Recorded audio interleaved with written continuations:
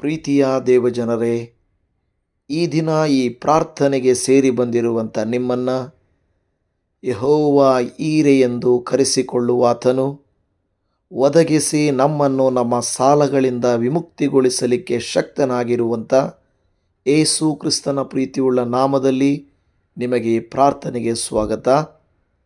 ದೇವಾದಿ ದೇವನು ನಿಮ್ಮನ್ನು ಕನಿಕರಿಸಿ ನಿಮ್ಮ ಪರಿಸ್ಥಿತಿಗಳನ್ನು ಅರ್ಥ ಮಾಡಿಕೊಂಡು ಮನುಷ್ಯರು ಯಾರೂ ನಿಮಗೆ ಸಹಾಯ ಹಸ್ತ ಚಾಚದೆ ಹೋದರೂ, ನಿಮ್ಮಿಂದ ಸಾಲಗಳಿಂದ ಹೊರಗಡೆ ಬರಲಿಕ್ಕೆ ಸಾಧ್ಯವಾಗದೆ ಹೋದರೂ, ಸಾಲಗಳ ಸುಳಿಯಲ್ಲಿ ಸಿಲುಕಿ ಒದ್ದಾಡುತ್ತಿರುವಂಥ ನಿಮ್ಮ ಜೀವಿತದಲ್ಲಿ ದೇವರು ಒಂದು ದೊಡ್ಡ ಕಾರ್ಯವನ್ನು ಮಾಡಬೇಕಾಗಿ ನಾನು ಸೇರಿ ನೀವು ಸೇರಿ ಪ್ರಾರ್ಥನೆ ಮಾಡೋಣ.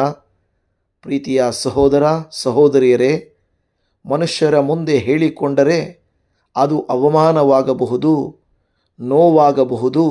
ಆದರೆ ದೇವರ ಮುಂದೆ ನಮ್ಮ ಯಥಾರ್ಥ ಪರಿಸ್ಥಿತಿಯನ್ನು ತಿಳಿಸಿ, ದೇವರೇ, ನನ್ನ ಕಷ್ಟ ಕಾಲದಲ್ಲಿ ನನ್ನನ್ನು ಕೈಬಿಡಬೇಡ, ನನ್ನ ಸಾಲದ ಸಮಯದಲ್ಲಿ ನನ್ನನ್ನು ಬಿಟ್ಟು ಬಿಡಬೇಡ, ನನ್ನ ಕರ ಹಿಡಿದು ನನ್ನನ್ನು ಸಾಲದ ಸುಳಿಯಲ್ಲಿ ಸಿಲುಕಿರುವ ನನ್ನನ್ನು ಮೇಲೆತ್ತಿ ನನಗೆ ಬಿಡುಗಡೆಯನ್ನು ಕೊಡಪ್ಪ ಎಂದು ನೀವು ಕೇಳುವುದಾದರೆ, ಕರ್ತನು ಒಳ್ಳೆಯವನು.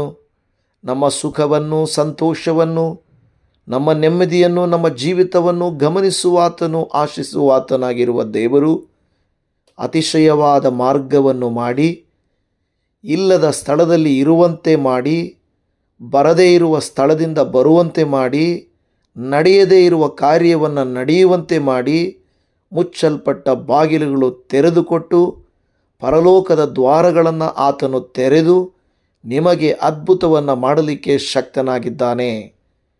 ನೀವಂತೂ ನನಗೆ ಮೊರೆಯಿಟ್ಟು ನೋಡಿರಿ, ನಾನೇ ನನ್ನ ಪರಲೋಕದ ಬಾಗಿಲುಗಳನ್ನು ತೆರೆದು ನಿಮಗೆ ಸಹಾಯ ಮಾಡುವೆನು ಎಂದು ಹೇಳಿದ ಹಾಗೆ ಈ ದಿನ ನಾವು ಭಕ್ತಿ, ಶ್ರದ್ಧೆ, ನಂಬಿಕೆಯಿಂದ ಯೇಸು ಸ್ವಾಮಿ ಸ್ಥಿತಿಗಳನ್ನು ಮಾರ್ಪಡಿಸಬಲ್ಲನು, ಸಾಲಗಳಿಂದ ವಿಮುಕ್ತಿ ಮಾಡಬಲ್ಲನು ಎಂದು ನಂಬುವುದಾದರೆ ನಾವೆಲ್ಲರೂ ಸೇರಿ ಪ್ರಾರ್ಥನೆಯಲ್ಲಿ ಏಕೀಭವಿಸೋಣ. ದೇವರು ಖಂಡಿತವಾಗಿ ನಮಗೆ ಸಹಾಯ ಮಾಡುವಂಥವರು ಆಗಿದ್ದಾರೆ. ದೇವಜನವೇ, ನಿಮ್ಮ ಸಾಲ ಯಾವುದೇ ಕಾರಣದ ನಿಮಿತ್ತವಾಗಿರಬಹುದು. ಈ ದಿನ ನಮ್ಮ ಪರಿಸ್ಥಿತಿಗಳನ್ನು ನಾವು ದೇವರಿಗೆ ಹೇಳೋಣ. ನಾನು ಹೇಳಿಕೊಡುವ ವಿಚಾರಗಳನ್ನು ಮನಸ್ಸಿಗೆ ತೆಗೆದುಕೊಂಡು ಏಕೀಭವಿಸಿ ನೀವು ಪ್ರಾರ್ಥಿಸಿದರೆ ನಿಮಗೆ ದೇವರು ಬಿಡುಗಡೆಯನ್ನು ಕೊಡುವಂಥದ್ದು ಖಚಿತ. ಪ್ರಾರ್ಥಿಸೋಣ. ಕರ್ತನೇ, ದೇವರೇ, ಪರಲೋಕದರಸನೇ, ಸಕಲಕ್ಕೂ ಮೂಲನಾಗಿರುವಂಥ ದೇವಾದಿ ದೇವನೇ, ಭೂಮಿ ಆಕಾಶಗಳು ಅದರಲ್ಲಿರುವ ಸಮಸ್ತವೂ ನಿನ್ನದೇ ಆಗಿದೆ. ಹೌದು ದೇವರೇ, ಸರ್ವ ಸಂಪತ್ತು, ಎಲ್ಲ ಪಶು ಪಕ್ಷಿ ಪ್ರಾಣಿಗಳು, ಎಲ್ಲ ಕರ್ತನೆ ಭೂಮಿಯ ಮೇಲಿರುವ ಕಾಣುವ ಕಾಣದ ದೃಶ್ಯ ಅದೃಶ್ಯವಾದ ಪ್ರತಿಯೊಂದು ನಿನ್ನದೇ ಆಗಿದೆ. ಅದರರ್ಥ ನೀನು ಸರ್ವಶಕ್ತನಾದ ದೇವರು. ಗ್ರಹಗಳನ್ನು, ಲೋಕವನ್ನು, ಲೋಕದ ಎಲ್ಲ ಪರಿಸ್ಥಿತಿಗಳನ್ನು ನಿಭಾಯಿಸುವ ದೇವರೇ, ನನ್ನ ಜೀವಿತದಲ್ಲಿ ನನ್ನನ್ನು ಕಾಡುತ್ತಿರುವ, ನನ್ನನ್ನು ಬಾಧಿಸುತ್ತಿರುವ ಈ ಸಾಲದ ಸುಳಿಯಿಂದ, ಸಾಲದ ಸಂಕಷ್ಟದಿಂದ, ಸಾಲದ ಅವಮಾನದಿಂದ ನನ್ನನ್ನು ಬಿಡಿಸು ಎಂದು ಈ ದಿನ ಪ್ರಾರ್ಥಿಸುತ್ತೇನೆ. ದೇವರೇ, ಎಷ್ಟೋ ಜನರ ಮುಂದೆ ಅಂಗಲಾಚಿ, ಕೈಚಾಚಿ, ಕೇಳಿ, ಅವಮಾನ ಹೊಂದಿ ನಮ್ಮ ಮರ್ಯಾದೆ ಎಲ್ಲ ಹೋಗುತ್ತಿರುವ ಸಂದರ್ಭದಲ್ಲಿ ಕಣ್ಣೀರಿನಿಂದ ನಿನ್ನ ಪಾದಕ್ಕೆ ಬರುತ್ತಾ ಇದ್ದೇವೆ. ಅಪ್ಪ, ಮಾಡಿದ ಕಾರ್ಯಗಳು ಫಲಿಸುತ್ತಿಲ್ಲ, ಪ್ರಯತ್ನಗಳು ಫಲಿಸುತ್ತಿಲ್ಲ. ಎಲ್ಲ ನಷ್ಟ, ಎಲ್ಲ ನೋವು, ಬೆಲೆ ಸಿಗುತ್ತಿಲ್ಲ, ಬೆಳೆಯು ಬೆಳೆಯುತ್ತಿಲ್ಲ, ವ್ಯಾಪಾರವೂ ಆಗುತ್ತಿಲ್ಲ, ಅಂಗಡಿಯಲ್ಲಿ ಮಾಡುವ ಕೆಲಸದಲ್ಲಿ ನಡೆಯುವ ಕಾರ್ಯಗಳಲ್ಲಿ ಯಾವ ಉನ್ನತಿಯೂ ಆಶೀರ್ವಾದವೂ ಇಲ್ಲದೆ ಹೋಗುತ್ತಾ ಇದೆ. ಈ ದಿನ ನನ್ನನ್ನೇ ನಿನ್ನ ಕೈಯಲ್ಲಿ ಒಪ್ಪಿಸಿಕೊಡುತ್ತಾ ಪ್ರಾರ್ಥಿಸುತ್ತಾ ಇದ್ದೇನೆ. ನನ್ನ ಪ್ರಿಯ ಸಹೋದರಿ ಸಹೋದರರೇ, ಮೊಟ್ಟ ಮೊದಲನೆಯದಾಗಿ ನಮ್ಮ ಆರ್ಥಿಕ ಭಾರಗಳಿಂದ ದೇವರು ನಮ್ಮನ್ನು ಬಿಡಿಸಬೇಕಾದರೆ, ಸಾಲಗಳಿಂದ ನಮ್ಮ ಕುಟುಂಬಗಳು ವಿಮುಕ್ತಿಯಾಗಬೇಕಾದರೆ, ಸಾಲದ ಒತ್ತಡದಿಂದ ನಿದ್ರೆ ಕಳಕೊಂಡವರಾಗಿದ್ದರೆ, ಬಡ್ಡಿಗಳ ಭಾರದಿಂದ ಕುಗ್ಗಿ ಹೋಗದವರಾಗಿದ್ದರೆ, ಉದ್ಯೋಗ ಕೊರತೆಯಿಂದ ಸಂಕಷ್ಟದಲ್ಲಿರುವವರಾದರೆ, ವ್ಯಾಪಾರ ನಷ್ಟದಿಂದ ಹತಾಶೆಯರಾದವರಾಗಿದ್ದರೆ, ಹಣಕಾಸಿನ ಚಿಂತೆಗಳಿಂದ ನಿಮ್ಮ ಮನಸ್ಸು ಮುರಿದು ಹೋಗಿರುವುದಾದರೆ, ನಾವು ಒಬ್ಬರಿಗೊಬ್ಬರು ಪ್ರಾರ್ಥಿಸೋಣ. ನಂಬಿ ಈ ದಿನ ನೀವು ಪ್ರಾರ್ಥಿಸಿದರೆ ದೇವರು ಅದ್ಭುತ ಮಾಡಲಿಕ್ಕೆ ಹೋಗುತ್ತಾ ಇದ್ದಾರೆ. ಮೊಟ್ಟ ಮೊದಲನೇದಾಗಿ, ಸಾಲಗಳಿಂದ ಬಾಧೆ ಪಡುವಂಥ ನೀವು ದೇವರ ಮುಂದೆ ಪಶ್ಚಾತ್ತಾಪ ಪಡಬೇಕಾಗಿದೆ, ಪಾಪ ಹರಿಕೆ ಮಾಡಬೇಕಾಗಿದೆ, ದೇವರ ಕರುಣೆಗಾಗಿ ಪ್ರಾರ್ಥಿಸಬೇಕಾಗಿದೆ. ನೀವು ಅಂದುಕೊಳ್ಳಬಹುದು, ನಾನು ಯಾಕೆ ಪಾಪ ಹರಿಕೆ ಮಾಡಬೇಕು, ಪಶ್ಚಾತ್ತಾಪ ಪಡಬೇಕು ಎಂಬುದಾಗಿ. ಕಾರಣ, ನಮ್ಮ ಜೀವಿತದಲ್ಲಿ ಸಾಲ ಆಗಲಿಕ್ಕೆ ಕಾರಣ ಜ್ಞಾನವಿಲ್ಲದೆ ಮಾಡಿದ ತೀರ್ಮಾನಗಳಿಂದ, ಅವಶ್ಯಕತೆ ಇಲ್ಲದೆ ಇರುವ ಕಾರ್ಯಗಳಿಗೆ ಹೆಚ್ಚು ಖರ್ಚು ಮಾಡಿದ್ದರಿಂದ, ಅಹಂಕಾರದಿಂದ ತೆಗೆದುಕೊಂಡ ನಿರ್ಧಾರಗಳಿಂದ, ದೇವರ ಚಿತ್ತವನ್ನು ಕೇಳದೆ ಇಷ್ಟಾನುಸಾರವಾದ ಮಾರ್ಗದಲ್ಲಿ ನಡೆದದರಿಂದ ಈ ಪರಿಸ್ಥಿತಿಗಳು ನೀವು ಮಾಡಿದ್ದರೆ, ಅಪ್ಪ ನಾನು ಆ ರೀತಿಯಾಗಿ ಮಾಡಬಾರದಾಗಿತ್ತು, ಜ್ಞಾನದಿಂದ ತೀರ್ಮಾನ ತೆಗೆದುಕೊಳ್ಳಬೇಕಾಗಿತ್ತು, ಜ್ಞಾನ ಉಳ್ಳವರಾಗಿ ನಿರ್ಧಾರ ತೆಗೆದುಕೊಳ್ಳಬೇಕಾಗಿತ್ತು, ಅನವಶ್ಯಕವಾಗಿರುವಂಥದ್ದನ್ನು ಕೊಳ್ಳಬಾರದಾಗಿತ್ತು, ಅನವಶ್ಯಕವಾಗಿರುವ ಕಾರ್ಯಗಳಿಗೆ ಕೈ ಹಾಕಬಾರದಾಗಿತ್ತು. ದೇವರೇ, ಅಹಂಕಾರದಿಂದ ದೇವರೇ ಕೆಲವು ಸಾರಿ ಮರೆತು ತೀರ್ಮಾನಗಳನ್ನು ತೆಗೆದುಕೊಂಡಿದ್ದೇನೆ, ನಿನ್ನ ಚಿತ್ತವನ್ನು ಕೇಳದೆ ನಾನು ತೆಗೆದುಕೊಂಡಿದ್ದೇನೆ, ದಯಮಾಡಿ ನನ್ನನ್ನು ಕ್ಷಮಿಸು ಎಂದು ನೀವು ಕೇಳಿಕೊಳ್ಳಿರಿ. ಏಸಪ್ಪ, ನಂದು ತಪ್ಪಾಯಿತು ದೇವರೇ, ನಾನು ಈ ರೀತಿ ಮಾಡಬಾರ್ದಾಗಿತ್ತು ದೇವರೇ. ಇನ್ನು ಕೆಲವರು ನಿಮ್ಮಲ್ಲಿ ಯಾರಿಗೋ ಸಹಾಯ ಮಾಡಲಿಕ್ಕೆ ಹೋಗಿ ಕೆಲವು ಸಾರಿ ಅನಾರೋಗ್ಯದ ನಿಮಿತ್ತವಾಗಿ ನೀವು ಸಾಲಗಳಿಗೆ ಸಿಲುಕಿಕೊಂಡಿರಬಹುದು. ಬೇಟೆಗಾರನ ಕೈಯಲ್ಲಿ ಪಕ್ಷಿ ಪ್ರಾಣಿ ಬಿದ್ದಾಗ ದಯ ತೋರಿಸದ ಹಾಗೆ ಈ ಲೋಕದಲ್ಲಿ ಜನರು ನಮ್ಮ ಮೇಲೆ ಕರುಣೆ ತೋರಿಸುವುದಿಲ್ಲ, ಕೃಪೆ ತೋರಿಸುವುದಿಲ್ಲ. ಸಿಕ್ಕಿ ಒದ್ದಾಡುತ್ತಿದ್ದರೂ ನಮಗೆ ಲಾಭವಾಯಿತು ಎಂದು ಖುಷಿ ಪಡುವಂಥವರು ಅನೇಕರಿರುತ್ತಾರೆ. ಆದರೆ ದೇವರು ಹೇಳುತ್ತಾನೆ, ನಾನಂತೂ ನಿನಗೆ ಸಹಾಯಕನು, ನಾನು ನಿನಗೆ ಉಪಕಾರ ಮಾಡುತ್ತೇನೆ, ನಿನ್ನ ಪರಿಸ್ಥಿತಿಗೆ ನಾನು ಮನಮರುಗುತ್ತೇನೆ ಎಂದು ಹೇಳುವ ದೇವರು ಆತನಾಗಿದ್ದಾನೆ. ನನ್ನ ಪ್ರಿಯ ದೇವಜನರೇ, ಕರ್ತನ ಮುಂದೆ ಒಂದು ನಿಮಿಷ, ಅಪ್ಪ ನನ್ನದೇನೇ ತಪ್ಪಿದ್ದರೂ ಕೂಡ ಮಕ್ಕಳಿಗೋಸ್ಕರನೋ, ಮನೆಗೋಸ್ಕರನೋ, ಕೊಳ್ಳುವುದಕ್ಕೋಸ್ಕರನೋ, ವ್ಯಾಪಾರಕ್ಕೋಸ್ಕರನೋ, ಯಾರಿಗೋ ಕೊಡುವುದಕ್ಕೋಸ್ಕರನೋ, ಅಜ್ಞಾನದಿಂದಲೋ ಅಹಂಕಾರದಿಂದಲೋ ಅವಶ್ಯಕತೆ ಇಲ್ಲದೆಯೋ ನಿನ್ನ ಚಿತ್ತವನ್ನು ಕೇಳದೆಯೋ ನಾನು ತೀರ್ಮಾನ ತೆಗೆದುಕೊಂಡು ಇವತ್ತು ಸಾಲದ ಸುಳಿಯಲ್ಲಿ ಸಿಲುಕಿರುವುದಾದರೆ, ಅಪ್ಪ ಭಯ ಮಾಡಿ ನನ್ನನ್ನು ಕ್ಷಮಿಸು ದೇವರೇ. ದಯಮಾಡಿ ನಿನ್ನ ಮಗನನ್ನು ಕ್ಷಮಿಸು. ಆದರೆ ಈ ಒಂದು ಸಾರಿ ಸಾಲಗಳಿಂದ ಬಿಡುಗಡೆ ಮಾಡಪ್ಪ. ಕ್ಷಮಿಸಿ ನಿನ್ನ ಮಕ್ಕಳನ್ನಾಗಿ ನಮ್ಮನ್ನು ಮಾಡಿಕೊಂಡು ಬೇಡುವ ಭಕ್ತರಿಗೆ ಸಹಾಯ ಮಾಡಪ್ಪ ಎಂದು ನಾವು ಕೇಳಿಕೊಳ್ಳುತ್ತಾ ಇದ್ದೇವೆ. ದೇವರೇ, ನೀನು ಯಾವಾಗಲೂ ಒಳ್ಳೆಯವನಾಗಿರುತ್ತಿ. ಅಪ್ಪ ಎಂದು ಕೂಗುವಾಗ ನೀನು ಕರುಣೆಯನ್ನು ತೋರಿಸುವ ದೇವರಾಗಿದ್ದೀರಿ. ಅದಕ್ಕಾಗಿ ನಿನಗೆ ಸ್ತೋತ್ರ ಅಪ್ಪ. ಯೇಸುವೇ, ನಿನಗೆ ಸ್ತೋತ್ರ. ಕರುಣಿಸು, ಕೃಪೆ ತೋರಿಸು. ಕೀರ್ತನೆಗಳು 50ನೇ ಅಧ್ಯಾಯದಲ್ಲಿ 15ನೇ ವಾಕ್ಯದಲ್ಲಿ, ಕಷ್ಟ ಕಾಲದಲ್ಲಿ ನನಗೆ ಮೊರೆ ಇಡಿರಿ, ಬಿಡಿಸುವೆನು, ಆಗ ನನ್ನನ್ನು ಕೊಂಡಾಡುವಿರಿ ಎಂಬುದಾಗಿ. ಅಪ್ಪ, ಕಷ್ಟ ಕಾಲದಲ್ಲಿದ್ದೇವಪ್ಪ. ಎಷ್ಟೋ ನೋವು, ಸಂಕಟ, ನಿದ್ದೆ ಬರೋದಿಲ್ಲ, ವ್ಯಾಪಾರ ನಷ್ಟ, ಉದ್ಯೋಗದ ಕೊರತೆ, ಚಿಂತೆಗಳು, ಹತಾಶರಾಗಿದ್ದಾರೆ, ಒತ್ತಡಗಳಿಂದ ನಿದ್ರೆ ಬರುತ್ತಿಲ್ಲ, ಆರ್ಥಿಕ ಭಾರಗಳಿಂದ ಬಳಲಿ ಹೋದ ಕುಟುಂಬಗಳಪ್ಪ. ದೇವರೇ, ದುಡಿದದ್ದೆಲ್ಲ ಅಲ್ಲೇ ಹೋಗ್ತಾ ಇದೆ ಅಪ್ಪ. ಬಡ್ಡಿ ಕಟ್ಟುವುದು, ಸಂಘ ಕಟ್ಟುವುದು, ಚೀಟಿ ಕಟ್ಟುವುದು, ಇಲ್ಲಿಂದ ಅಲ್ಲಿ, ಅಲ್ಲಿಂದ ಇಲ್ಲಿ ತೆಗೆದು ಸಾಕಾಗಿ ಹೋಗಿದೆ. ನಮ್ಮ ಮೇಲೆ ಕ್ಷಮೆ ತೋರಿಸು ದೇವರೇ, ಕೃಪೆ ತೋರಿಸು ದೇವರೇ. ಯಾರು ಈ ದಿನ ಸೇರಿ ಪ್ರಾರ್ಥಿಸುತ್ತಿದ್ದಾರೋ ಅವರೆಲ್ಲರನ್ನ ನೀನು ತಾನೇ ಕನಿಕರಿಸಪ್ಪ. ದೇವರೇ, ನೀನು ನಮಗೆ ಪೂರೈಕೆದಾರನು ಎಂದು ನಿನ್ನ ವಾಕ್ಯವು ಹೇಳುತ್ತಾ ಇದೆಯಲ್ಲವೇ. ನೀನು ಒದಗಿಸುವ ದೇವರು ಎಂದು ನಿನ್ನ ವಾಕ್ಯ ಹೇಳುತ್ತಾ ಇದೆಯಲ್ಲವೇ? ಅದಕ್ಕಾಗಿ ನಿನಗೆ ಸ್ತೋತ್ರಪ್ಪ.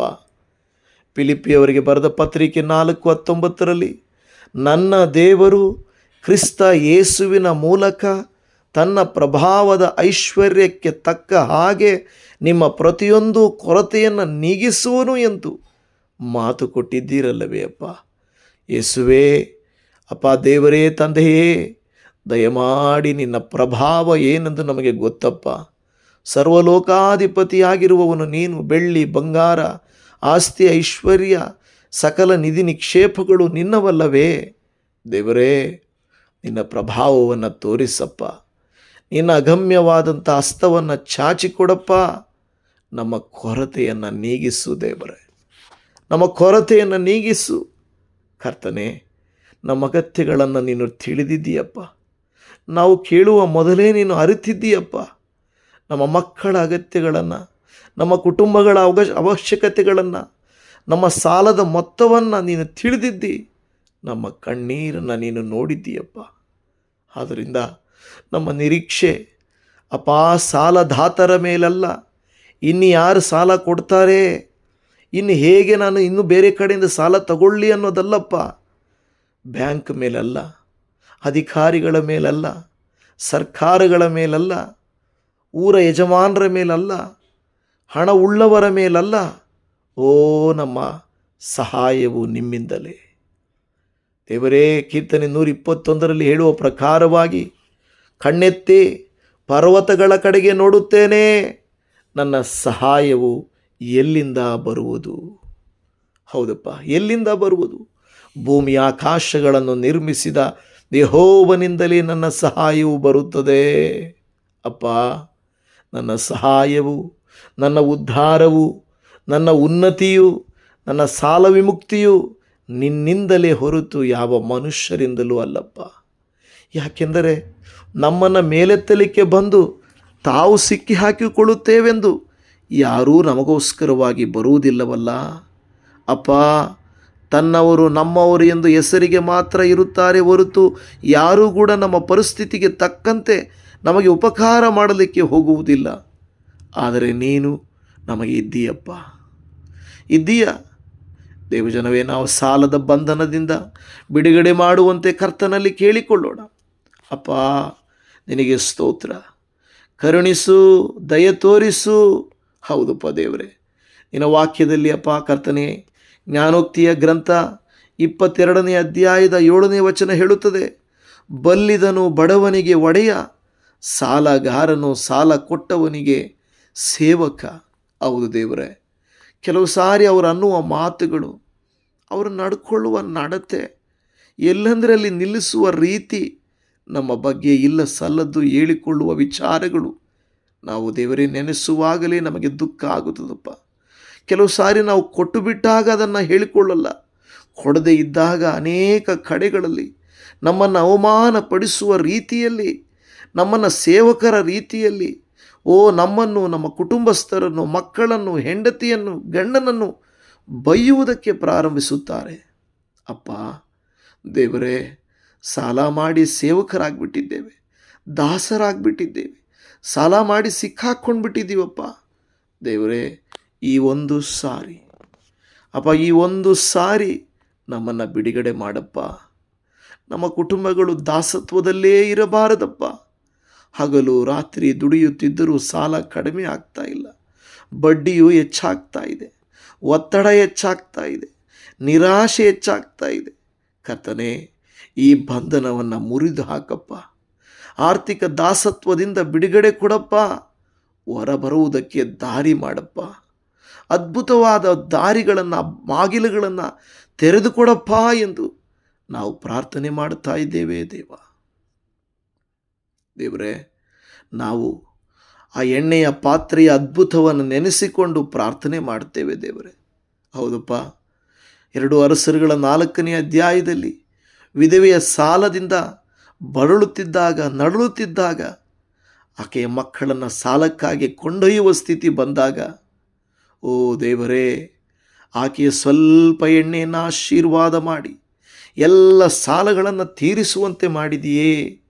ಅದೇ ರೀತಿ ಅಪ್ಪ ಇವತ್ತು ಕೂಡ ನನ್ನ ಪರಿಸ್ಥಿತಿ ಆಗಿದೆ. ಹೇಳಿಕೊಳ್ಳುವುದಕ್ಕೂ ತೋರ್ಪಡಿಸಿಕೊಳ್ಳುವುದಕ್ಕೂ ಏನೂ ಇಲ್ಲ, ಆರಾಮಾಗಿದ್ದೀನಿ. ಆದರೆ ಅದರ ಸಂಕಟ, ಅದರ ಟೆನ್ಷನ್, ಅದರ ಭಾರ, ಬಾಧೆ, ಅದರಿಂದ ಆಗುತ್ತಿರುವ ಕಳವಳ, ಅನಾರೋಗ್ಯ ನನಗೆ ಮಾತ್ರ ಗೊತ್ತುಂಟು ದೇವರೇ. ಮನುಷ್ಯರಿಗೆ ಅರ್ಥ ಆಗಲ್ಲಪ್ಪ. ಈಗ ಅದೇ ರೀತಿಯಲ್ಲಿ ನಮ್ಮ ಕೈಯಲ್ಲಿರುವಂಥ ಚಿಕ್ಕ ಆದಾಯವನ್ನು ಆಶೀರ್ವದಿಸಪ್ಪ. ಚಿಕ್ಕ ಸಂಪನ್ಮೂಲಗಳನ್ನು ಆಶೀರ್ವದಿಸು. ಚಿಕ್ಕ ಅವಕಾಶಗಳನ್ನು ದೊಡ್ಡ ಆಶೀರ್ವಾದಗಳಾಗಿ ಮಾಡಪ್ಪ. ನಮ್ಮ ಮನೆಯಲ್ಲಿರುವಂಥ ಕಾರ್ಯಗಳು ಅನುಗ್ರಹವಾಗಲಿ ಕರ್ತನೆ.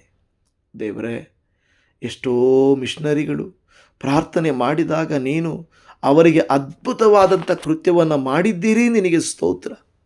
ಅಪ್ಪ, ಜಾರ್ಜ್ ಮುಲ್ಲರ್ನವರು ಅಪ್ಪ ಮಕ್ಕಳನ್ನು, ಸಾವಿರಾರು ಮಕ್ಕಳನ್ನು, ಅನಾಥ ಮಕ್ಕಳನ್ನು ಪೋಷಿಸುತ್ತಿದ್ದಾಗ ಅವರ ಹತ್ರ ಹಣ ಇರಲಿಲ್ಲ, ಊಟ ಇರಲಿಲ್ಲ, ಆಹಾರ ಕೊಡಲಿಕ್ಕೆ ಅವರ ಹತ್ರ ಏನೂ ಇರ್ತಾ ಇರಲಿಲ್ಲ. ಅನೇಕ ಸಂದರ್ಭಗಳಲ್ಲಿ ತಟ್ಟೆಗಳನ್ನು ಮುಂದೆ ಇಟ್ಟು ಪ್ರಾರ್ಥನೆ ಮಾಡುತ್ತಿದ್ದರು. ಅನೇಕ ಸಂದರ್ಭಗಳಲ್ಲಿ ಅವರು ಮೊಣಕಾಲೂರಿ ಪ್ರಾರ್ಥಿಸಿದಾಗ ನೀನು ಅದ್ಭುತವಾಗಿ ಅವರಿಗೆ ಪೂರೈಸಿದ್ದೀಯಪ್ಪ. ನೀನು ಪೋಷಿಸಿದ್ದಿ. ಅದೇ ನಂಬಿಕೆಯನ್ನು ನಮಗೂ ಕೊಡಪ್ಪ. ಕೆಲವು ಸಂದರ್ಭಗಳಲ್ಲಿ ನೀನೇ ನಮಗೆ ಆಧರಣೆಯ ನಾಯಕನು, ಅಮೋಘನು, ಅದ್ವಿತೀಯನೂ ಆಗಿದ್ದೀಯಪ್ಪ. ಕರ್ತನೇ, ಯಾವುದೋ ಬ್ಯಾಂಕಲ್ಲೂ, ಜನರಲ್ಲೂ, ಅಧಿಕಾರಿಗಳಲ್ಲಿಯೂ ನಾವು ಮನಸ್ಸಿಡುವುದಕ್ಕಿಂತ ನಿಮ್ಮಲ್ಲಿ ಮನಸ್ಸಿಡುವುದಕ್ಕೆ ಸಹಾಯ ಮಾಡು. ಹೇಗೆ ಇದನ್ನು ನಿರ್ವಹಿಸಬೇಕು, ಹೇಗೆ ಹೆದರಿಸಬೇಕು ಎಂಬ ಜ್ಞಾನವನ್ನು ನಮಗೆ ಅನುಗ್ರಹಿಸಿಕೊಡಿರಿ ಅಪ್ಪ. ನೀವೇ ಹೇಳಿದ್ದೀರಪ್ಪ ಕರ್ತನೇ, ನಿಮಗೆ ಯಾರಿಗಾದರೂ ಜ್ಞಾನ ಕಡಿಮೆ ಇದ್ದರೆ ನನ್ನಲ್ಲಿ ಕೇಳಿಕೊಳ್ಳಿರಿ ಎಂದು ಹೇಳಿದ್ದೀರಲ್ವ ಅಪ್ಪ. ನಮಗೆ ಕೇವಲ ಹಣ ಅಲ್ಲಪ್ಪ, ನಮಗೆ ಜ್ಞಾನವೂ ಬೇಕು ದೇವರೇ. ನಮಗೆ ಹಣವನ್ನು ನಿರ್ವಹಿಸುವ ಜ್ಞಾನ ಕೊಡು, ಉಳಿತಾಯ ಮಾಡುವ ಜ್ಞಾನ ಕೊಡು, ಸಾಲದಿಂದ ಹೊರಬರುವ ಯೋಜನೆಗಳನ್ನು ಕೊಡು, ಸರಿಯಾದ ಅವಕಾಶಗಳನ್ನು ಗುರುತಿಸುವ ವಿವೇಕ ಕೊಡು ಎಂದು ಪ್ರಾರ್ಥನೆ ಮಾಡ್ತಾ ಇದ್ದೇವೆ. ನಿಮ್ಮಲ್ಲಿ ಯಾರಾದರೂ ಉದ್ಯೋಗ ಮಾಡುವವರು, ವ್ಯಾಪಾರ ಮಾಡುವವರಿದ್ದರೆ ಈ ಪ್ರಾರ್ಥನೆಯನ್ನು ಮಾಡಿರಿ. ಕರ್ತನೇ, ಉದ್ಯೋಗ ಇಲ್ಲದವರಿಗಾಗಿ ಪ್ರಾರ್ಥಿಸ್ತೇವಪ್ಪ. ಉದ್ಯೋಗದ ಬಾಗಿಲುಗಳನ್ನು ತೆರೆದುಕೊಡಿರಿ. ಕಡಿಮೆ ಆದಾಯ ಇರುವವರಿಗಾಗಿ ಹೊಸ ಅವಕಾಶಗಳನ್ನು ಕಲ್ಪಿಸಿಕೊಡಪ್ಪ ದೇವರೇ. ಅವರಿಗೆ ಇನ್ಕ್ರಿಮೆಂಟ್ ಕೊಡು, ಪ್ರಮೋಷನ್ ಕೊಡು ದೇವರೇ. ಅವರ ಸ್ವಲ್ಪ ಆದಾಯವು, ಸಂಬಳವು ಅಧಿಕವಾದ ಆಶೀರ್ವಾದವನ್ನು ತಂದುಕೊಡಲಿ ದೇವ. ವ್ಯಾಪಾರ ಮಾಡುತ್ತಿರುವವರಿಗಾಗಿ ಪ್ರಾರ್ಥಿಸ್ತೇವೆ. ವ್ಯಾಪಾರದಲ್ಲಿ ನಷ್ಟ ಅನುಭವಿಸುತ್ತಿರುವವರಿಗಾಗಿ ಪ್ರಾರ್ಥಿಸ್ತೇವೆ. ಯೇಸುವಿನ ನಾಮದಲ್ಲಿ ಅವರ ವ್ಯಾಪಾರದ ನಷ್ಟವು ಇಲ್ಲದೆ ಹೋಗಲಿ ಕರ್ತನೆ. ಹಾಲೆಲೂಯ, ಸ್ತೋತ್ರ. ಕೆಲಸ ಸ್ಥಳಗಳಲ್ಲಿ ಅನುಗ್ರಹ ಕೊಡು. ಹೊಸ ಅಧ್ಯಾಯಗಳನ್ನು, ಹೊಸ ಆದಾಯಗಳನ್ನು ಅವರಿಗೆ ನೀವು ಕೊಡು ಎಂದು ಬೇಡಿಕೊಳ್ಳುತ್ತಾ ಇದ್ದೇವೆ ಅಪ್ಪ.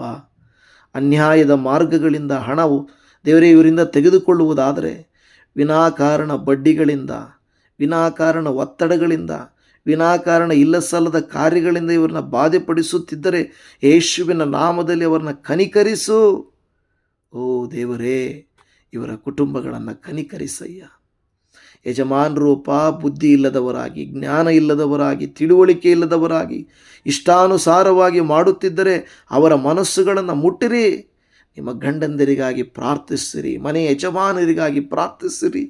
ಅವರು ಕೆಟ್ಟ ತಪ್ಪು ತೀರ್ಮಾನಗಳು ತೆಗೆದುಕೊಳ್ಳದ ಹಾಗೆ ಇದುವರೆಗೂ ಮಾಡಿದ್ದು ಸಾಕು. ಇನ್ನು ಮೂರ್ಖತನದ ತೀರ್ಮಾನಗಳು ಅವರು ಮಾಡಬಾರದು.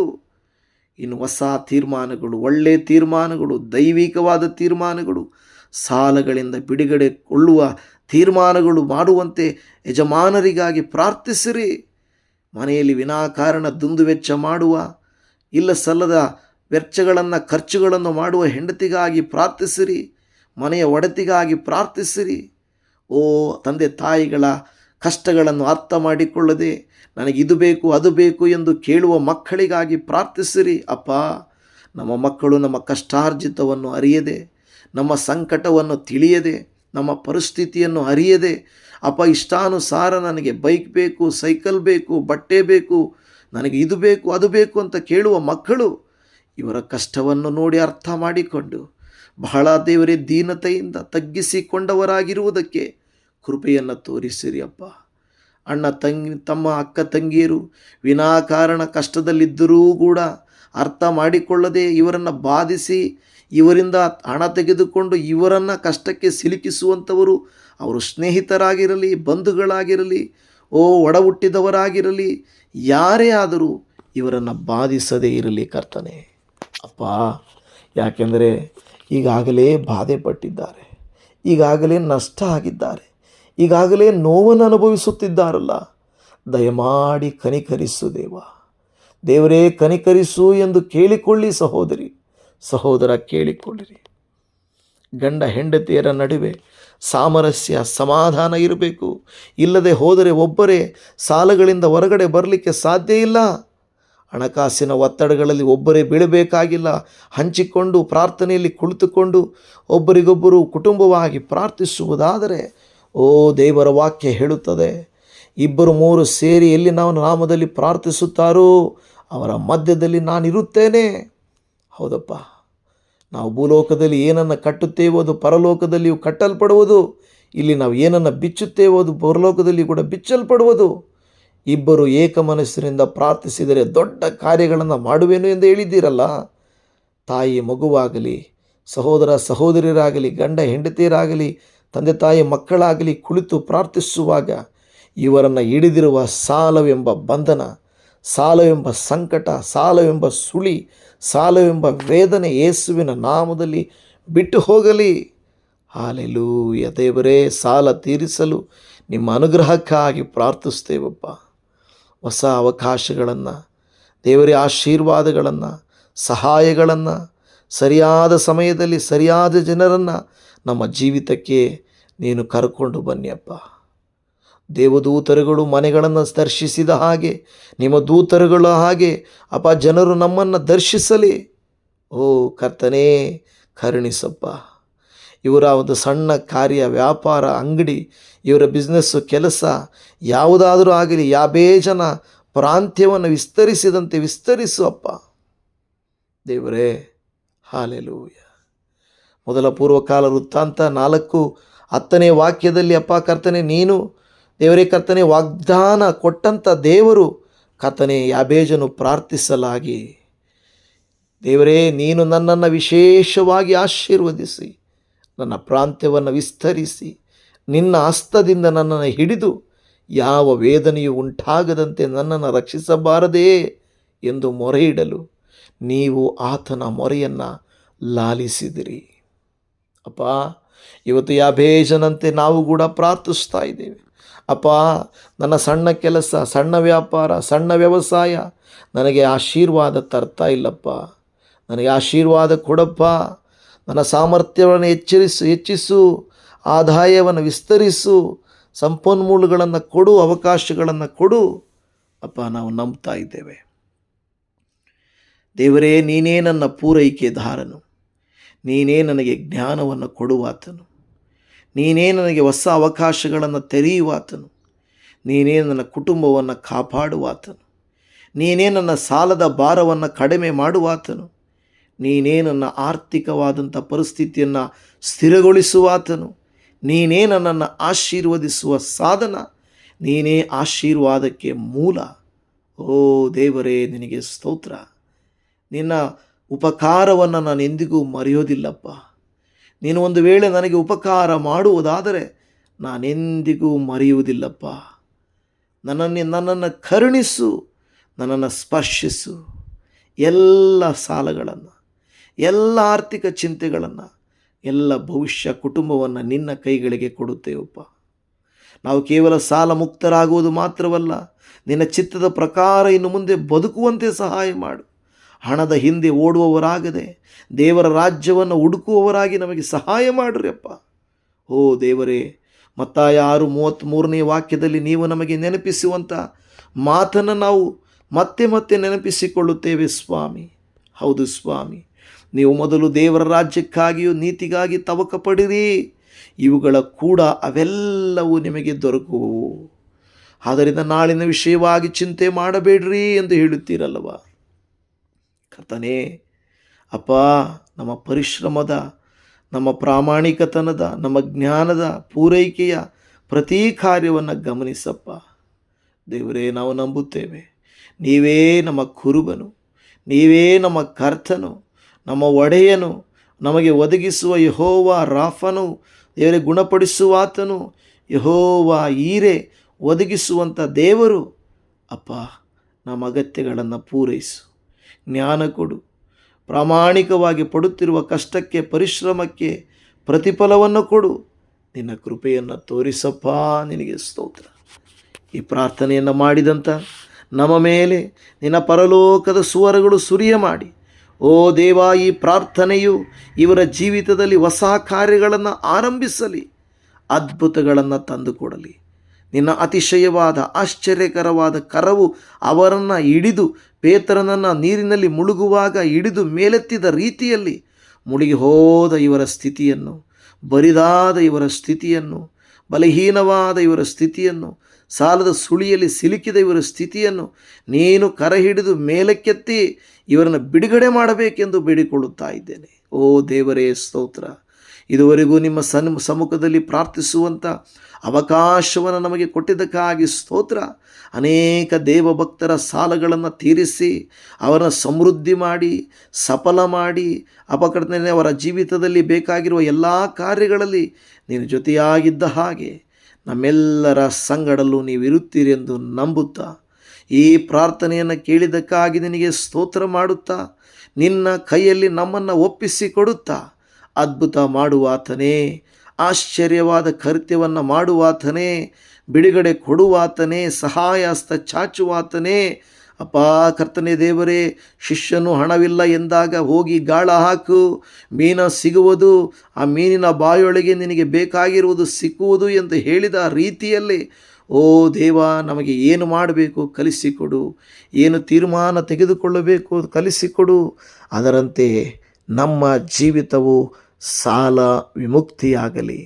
ಪೋಷಿಸುವವನೇ, ಒದಗಿಸುವವನೇ, ನಮ್ಮ ಪ್ರಾರ್ಥನೆಯನ್ನು ಆಲಿಸಿದಾತನೇ ನಿನಗೆ ಸ್ತೋತ್ರ. ನಂಬಿಕೆಯಿಂದ ಇವರು ಈ ಪ್ರಾರ್ಥನೆಯನ್ನು ಮಾಡಿ ಮುಗಿಸುವಾಗ ಅಪ್ಪ, ಅವರ ಮನಸ್ಸುಗಳು ಹೇಳಲಿ, ಅವರಿಗೆ ಅರ್ಥವಾಗಲಿ, ನನ್ನ ದೇವರು ನನ್ನ ಪ್ರಾರ್ಥನೆಯನ್ನು ಕೇಳಿದ್ದಾರೆ, ನನಗೆ ಉತ್ತರವನ್ನು ಕೊಟ್ಟಿದ್ದಾರೆ.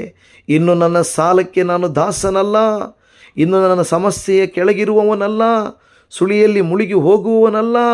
ನನ್ನನ್ನು, ನನ್ನ ಕುಟುಂಬವನ್ನು ದೇವರು ಕನಿಕರಿಸಿದ್ದಾನೆ, ನನಗೆ ಉಪಕಾರವನ್ನು ಮಾಡುತ್ತಾನೆ ಎಂದು ತಿಳಿದು ನಿನ್ನ ಪಾದಕ್ಕೆ ಬಂದಿರುವಂಥ ಇವರನ್ನು ಕನಿಕರಿಸು ಎಂಬುದಾಗಿ ನಮ್ಮ ಕರ್ತನು, ನಮ್ಮ ರಕ್ಷಕನು, ನಮಗೆ ಒದಗಿಸುವವನು, ನಮ್ಮನ್ನು ಬಿಡಿಸುವವನೂ ಆಗಿರುವಂಥ ನಮ್ಮ ರಕ್ಷಕನಾದ ಯೆಹೋವ ಈರೇ ಒದಗಿಸುವ ದೇವರಾಗಿರುವ ಯೇಸು ಕ್ರಿಸ್ತನ ಪ್ರೀತಿಯುಳ್ಳ ಮಧುರವಾದ ನಾಮದಲ್ಲಿ ಪ್ರಾರ್ಥಿಸುತ್ತೇವೆ ಪರಮ ತಂದೆಯೇ. ಆಮೇನ್, ಆಮೇನ್, ಆಮೇನ್. ನನ್ನ ಪ್ರಿಯ ದೇವಜನರೇ, ನಿಮಗೇನಾದರೂ ಈ ಸಾಲಗಳಿಂದ ಬಿಡುಗಡೆಗಾಗಿ, ಸಾಲಗಳ ವಿಮುಕ್ತಿಗಾಗಿ ಆಲೋಚನೆಗಳು ಬೇಕಾದರೆ, ಒಂದು ವೇಳೆ ನೀವು ಈ ಪ್ರಾರ್ಥನೆಯನ್ನು ಮಾಡಿದ ಮೇಲೆ ದೇವರು ನಿಮ್ಮನ್ನು ಸಾಲ ವಿಮುಕ್ತರನ್ನಾಗಿ ಮಾಡಿದ್ದರೆ ನಮ್ಮೊಟ್ಟಿಗೆ ಹಂಚಿಕೊಳ್ಳಿ, ನಾವು ನಿಮ್ಮೊಟ್ಟಿಗೆ ಸಂತೋಷಿಸುತ್ತೇವೆ. ಇಲ್ಲದೆ ಹೋದರೆ ಒಂದು ವೇಳೆ ನಿಮ್ಮೊಟ್ಟಿಗೆ ಸೇರಿ ನಿಮಗಾಗಿ, ನಿಮ್ಮ ಸಾಲಗಳ ಪರಿಸ್ಥಿತಿಗಾಗಿ ನಾವು ಪ್ರಾರ್ಥಿಸುತ್ತೇವೆ. ದೇವರು ನಿಮ್ಮನ್ನು ಆಶೀರ್ವದಿಸಲಿ. ಆಮೇನ್.